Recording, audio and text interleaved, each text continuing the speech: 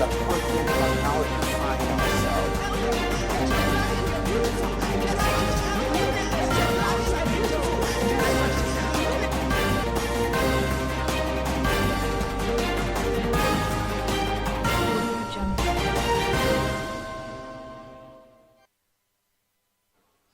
In the news, insecurity. Federal government says it will not engage with terrorists. Public schools shut down in Niger State. And in business, targeted credit facility CBN reopens 50 billion naira COVID loan portal for households businesses. On the global scene, Brazil death rate exceeds 2,000. Across Africa, over Islamic State links, US blacklist groups in Congo and Mozambique.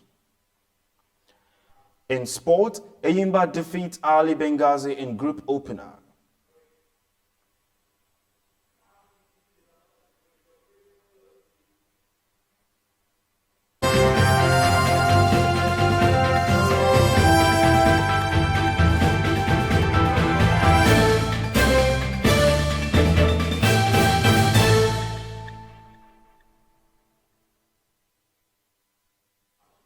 This is TOS TV, your digital first Pan-African network. I am Merciful Ajinamo, and this is TOS News 360. The Nigerian federal government on Thursday ruled out the possibility of government negotiating with insurgents and bandits, saying that doing that will suggest weakness and incapacity on the part of government. This was disclosed by the National Security Advisor, Major General Babagana Mungunu. He added that the current service chiefs will deploy all necessary force to deal with terrorists and bandits terrorizing some parts of the country. Mongono stated that at the weekly presidential media briefing at the Council Chamber State House in Abuja, Nigeria's capital city. He said the government would not succumb to blackmail and the use of criminals by proxies to harass innocent citizens. He also said that while the government is not averse to talking, it must apply the necessary force. The NSA further declared that the federal government will not engage mercenaries in the fight against insurgents and other forms of insecurity in the country. To assess the threat of insecurity and its impact on schools, the Niger Ministry of Education has directed the closure of all public secondary schools for 2 weeks. The schools are to close from Friday, March 12th to Friday, March 26, 2021. This decision was taken during an emergency consultative meeting with the leadership of the Association of Proprietors of Private Schools, Association of Model Islamic Schools, Executive Chairman, Niger State University, Basic Education Board, heads of education agencies, directors of the ministry and other stakeholders of the sector. According to the Commissioner of Education, Hajia Hanatu Salihu, the closure was to give relevant security agencies the time and opportunity to conduct a comprehensive risk assessment of all public secondary schools. The comprehensive risk assessment exercise, when completed, will provide an all-inclusive mechanism and strategies that will restore and guarantee sustainable security and safety of students, school infrastructure, education managers and teachers. She called for the understanding and support of education actors, parents and communities, while reiterating the government's resolve to leave no stone unturned in ensuring all schools in the state a safe environment for effective teaching and learning. And the House of Representatives Wednesday directed the federal government to halt the spending plan of the recovered £4.2 million Ibori loot and ensure that the money, once returned, it's handed over to Delta State. The United Kingdom had on Tuesday signed a memorandum of understanding to return the sum of £4.2 million stolen by former Delta State Governor James Ibori to Nigeria. This was the resolution reached after a motion of urgent public importance, jointly sponsored by all the 10 lawmakers from Delta State, was adopted at a plenary presided by the Deputy Speaker Ahmed Wase. The lawmakers insisted that the funds were stolen from the Delta State and as such should rightly be returned to the state. They added that the funds are needed for the infrastructure development of the state. In effect, the House urged the Federal Ministry of Finance to stop forthwith further appropriation and or disbursement of the recovered looted fund pending the final determination of the matter by the House. The lawmakers also directed the Federal Ministry of Finance and Attorney General of the Federation to furnish the House with all particulars relating to the recovered money. The House thereby directed the Committees on Finance, Justice and Loans and recovered funds to probe into the issue and revert to the House within 2 weeks. The senior advocate of Nigeria, Femi Falana, on Thursday expressed his readiness to testify in the ongoing trial of the former chairman of the defunct Pension Reform Task Team, Abdulrasheed Maina. Maina is answering to a 12-count money laundering charge the Economic and Financial Crimes Commission preferred against him and his firm before the Federal High Court in Abuja. Maina, who opened his defense to the charge on March 1st, had applied for the court to compel 10 persons, among whom included Falana, SAN, to appear as witness in the matter. He had insisted that evidence of the subpoenaed witnesses would be crucial to his defense of the charge pending against him. Of all the subpoenaed witnesses, only Falana, SAN, appeared before the court on Thursday around 11:30 a.m. Falana, though not rebelled in his wig and gown, addressed the court saying he was present out of respect for the court, having not been served anything. He added that he will collect all the summons from the bailiff himself. But Justice Abang explained that the entire summons was issued at the behest of defendant. Going by decision of the Court of Appeal, he had no choice but to sign them. Trial Justice Abang subsequently adjourned the matter till March 17th and 18th for the continuation of hearing of evidence of the PW2 and for evidence of witnesses on the subpoena. While Nigerians joined the rest of the world to commence International Women's Day, a non-governmental organization, Female Entrepreneurship and Empowerment Network International, has honored women who are making remarkable contribution to the female empowerment program by the body, and Mary George, the CEO of FENI, who spoke with TOS News and said the goal of the move is to ensure that insecurity become history in the country. The report.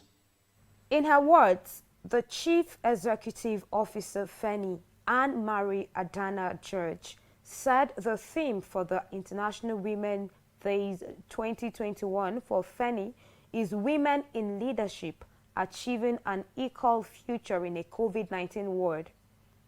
According to her, the theme celebrates the tremendous efforts by women and girls around the world in shaping a more equal future and recovery from the COVID-19 pandemic. Once you can educate a woman, once you can empower her, she knows the way to go. With education comes freedom. With freedom, we are talking of emancipation. She now has a choice. Thank God we are celebrating today the International Women's Day, which is Choose to Challenge. FENI is challenging women to rise up to the opportunities right in front of them.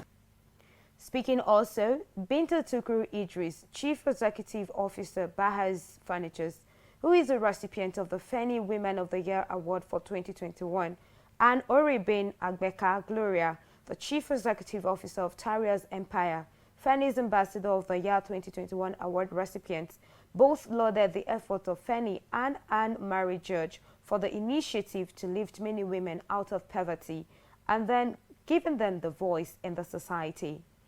First of all, I would like to appreciate Madam Anne, the chairperson and founder of the Female Entrepreneur and Empowerment Network, for doing a good job. She's a very wonderful woman, our mentor. She has been giving us a lot of training, and I have inculcated that training into my company, and I have seen a lot of results. I'm very honored and humbled to receive this prestigious award. I call FENI the transformational platform for greatness for female entrepreneurs. It's the International Women's Day, and we're here at FENI, where a woman has taken it upon herself to empower women in the society. Anne-Marie, for the past 3 years, have been empowering women, giving them the opportunity to fly in the society. And what's the aim of this empowerment? To eradicate poverty in our society, to give the women voice in the society, and to ensure that their dreams are fulfilled. Rose Audu, reporting for TOS News, Abuja. The National Association of Nigerian Students has called on governors of the southern part of Nigeria to see the blockage of food to the south by northern traders as a wake-up call to make genuine investment in agriculture. Chairman of NANS in Ogun State, Comrade Kehinde Damilola Simeon, noted that if the governors of the region are serious on genuinely investing in the agricultural sector, the South should not depend on any region for food. The student body lamented that the South recorded hardships and losses during the strike of northern traders who deal in sales of food because the governors from the south have been paying lip services to agriculture and food production. This is a warning signal to us, he said. The signal is telling us that we need to buckle up as far as agricultural production is concerned in the southwest. We have the land and other resources in abundance for us to produce sufficient food that can even feed the entire country in the southwest. We need to re-strategize, the NANS chairman said. And talking technology, YouTube is set to start deducting taxes from creators outside of the United States on the earnings they generate from viewers in the US. The company said in an email to creators that the additional tax may come into effect from June 2021. YouTube also asked creators to submit their tax information in AdSense to determine the current amount of taxes to deduct. If their tax information is not provided by May 31st, up to 24% of total earnings may be deducted. The company stated that upon submission of US tax details, withholding rates would be between 0% and 30% on earnings generated from viewers in the US, and also dependent on whether the creator's country had a tax treaty relationship with the US. YouTube said its parent company, Google, has the responsibility under Chapter 3 of the US Internal Revenue Code to collect tax info, withhold taxes, and report to the Internal Revenue Service when a YPP creator on YouTube earns royalty revenue from reviewers in the US. The Builders Institute of Nigeria has called for end to quackery in the building and construction industry in order to put an end to the issues of building collapse in the country. Omale Peter, chairman of the Builders Association, said the briefing was organized in honor of the 20 people, including school children, who lost their lives in a 3-story building that collapsed in Lagos, Nigeria. The report. Chairman of Builders Institute of City Chapter Peter Omale shed light on the institute's activities targeted at curbing issues of building collapse in the country.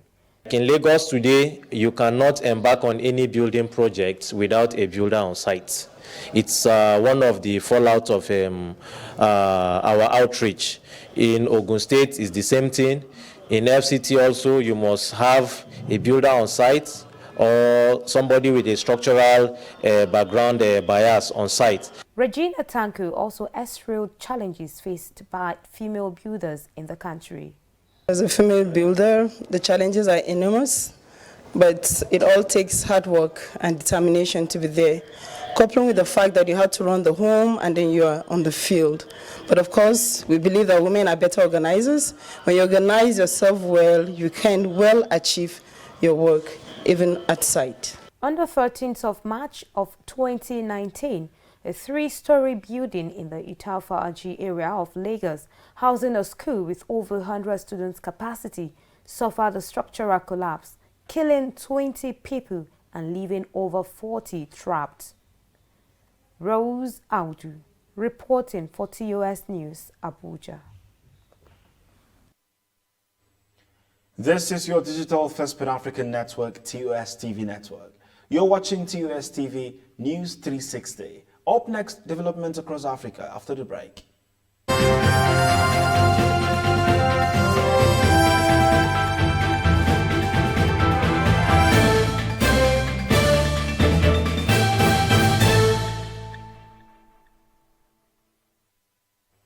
You're welcome back.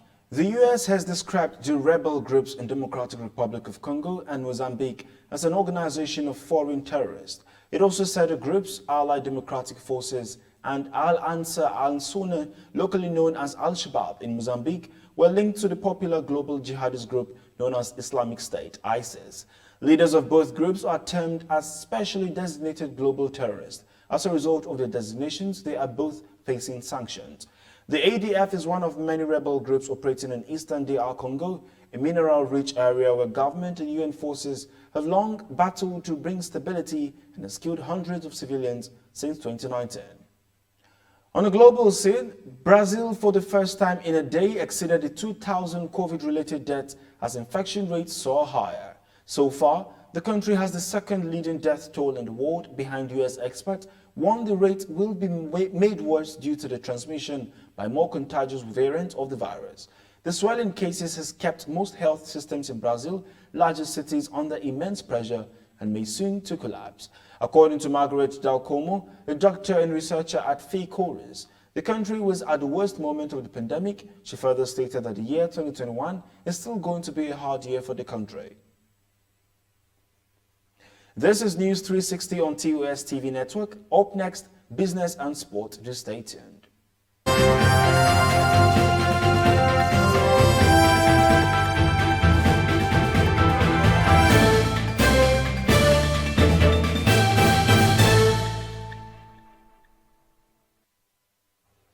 You're welcome back. In business, instant completion for international transfers on digital platforms of Nigerian commercial banks will cease from March 20. All international third-party transfers initiated on any of the digital channels will be completed at the back office after receipt of relevant supporting document. Before now, as a customer, all you had to do was log into the banking application on their mobile phone or via a browser to make transfers without the need to provide any documentation. The banks also advise that invoices, bills, demand notes, among others, are the supporting documents required of the customers. Purpose of payment must be clearly indicated for all international transfers in the narration section, provided for transparency and aligned with the CBN eligibility requirement.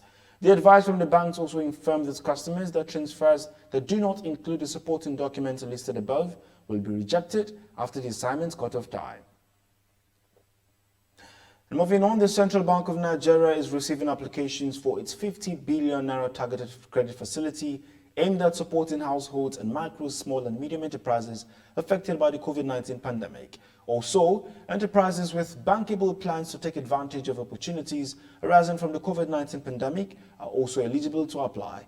The stimulus package set up by the Apex Bank in March 2020 is disbursed through the Nigerian Incentive-Based Risk-Sharing System for Agricultural Leading Microfinance Bank. The interest rate on the facility will be 9% per annum, while working capital will be for a maximum period of 1 year with no option for rollover. The working capital to be offered to eligible businesses has been fixed at a maximum of 25% of the average of the previous 3 years' annual turnover. However, if the enterprise is not up to 3 years in operation, 25% of the previous year's turnover will be offered. And households can access a maximum loan of 3 million naira, while the loan amount to SMEs will be determined based on the cash flow and industry segment size of beneficiary, subject to a maximum of 25 million naira. And in sport, Ishaku Taikin, president of the Nigeria Table Tennis Federation, praised Africa's top player, Quadri Aruna, for his performance after he was defeated at the 2021 World Table Tennis Star Contender in Doha, Qatar on Wednesday. In the third round of the tournament, Aruna lost 3-0, 11-4, 13-11, 11-7 to Japan's Harimoto Tamakazu. Taikin, however, praised Aruna for flying high the continent's flag, said he hoped he would replicate the performance at the 2020 Olympic qualifiers next week. According to Taikin, Aruna showed he is among the best in the world, and that made him impressed even though they lost of the tournament. He also stated the performance of Aruna will give him a chance at the Tokyo Olympics Games qualifiers next week. Eyimba of Aba got off to a winning start in the morning spinning group stage of the CAF Confederation Cup following a 2-1 victory over Al Ahly Benghazi of Libya at the Aba Stadium yesterday. Captain Austin Ladapo put the NPFL defending champions ahead 10 minutes into the encounter with a long-range strike. At the restart of the match, both teams relaunched their search for more goals but could not find the back of the net as the side times NPLF champions held on to secure their victory. According to Fatai Osho, Eyimba head coach, who spoke after the match, said his team deserves the maximum points from the game, adding that victory would encourage the team when they battle South Africa's Orlando Pirates next week. And that is TOS News 360 on your digital first Pan-African network. For more updates, visit www.tostvnetwork.com. Do follow and like TOS TV Network on Facebook, Twitter, and Instagram. And remember to subscribe on YouTube. Do stay with us and enjoy more programs on TOS TV Network. I am Merciful Ajinomo. Bye for now. But